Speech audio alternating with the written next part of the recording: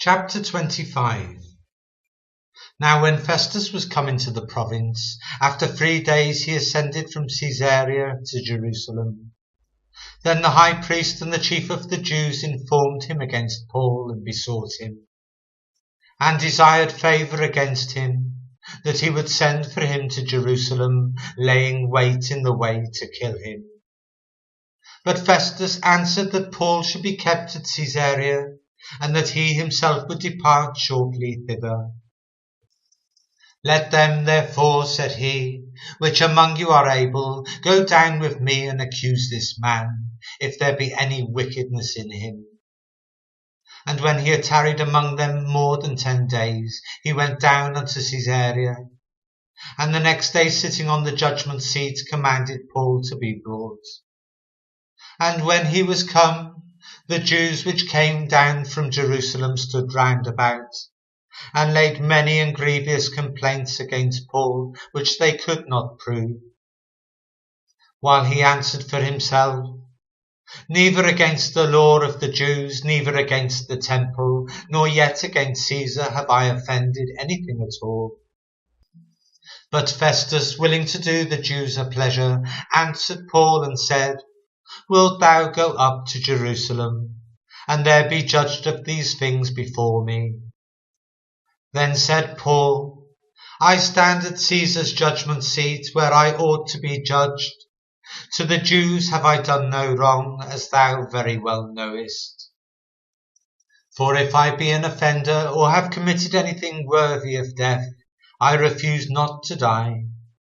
But if there be none of these things whereof these accuse me, no man may deliver me unto them. I appeal unto Caesar. Then Festus, when he had conferred with the council, answered, Hast thou appealed unto Caesar? Unto Caesar shalt thou go. And after certain days, King Agrippa and Bernice came unto Caesarea to salute Festus.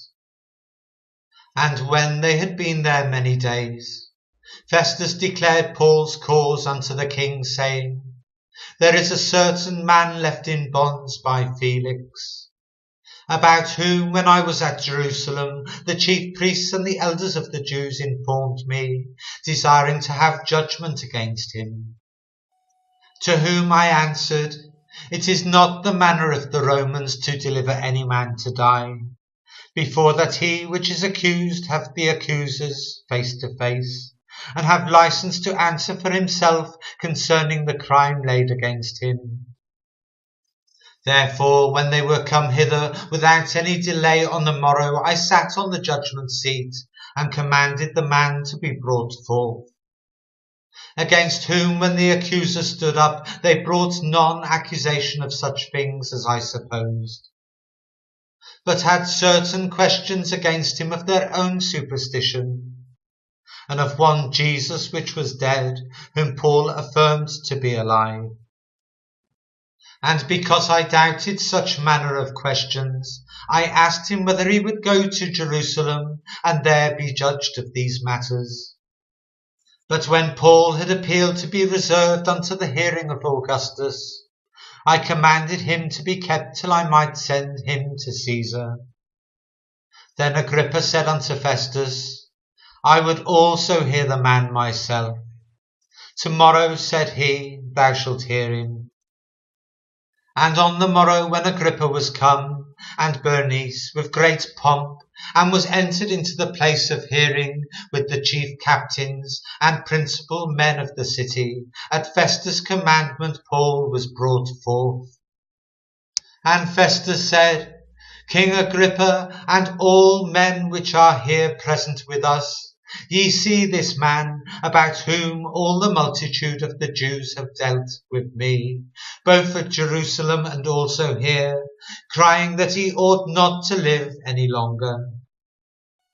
But when I found that he had committed nothing worthy of death, and that he himself had appealed to Augustus, I have determined to send him, of whom I have no certain thing to write unto my Lord.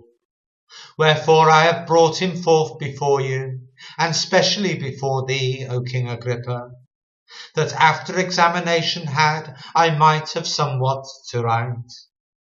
For it seemeth to me unreasonable to send a prisoner, and not withal to signify the crimes laid against him.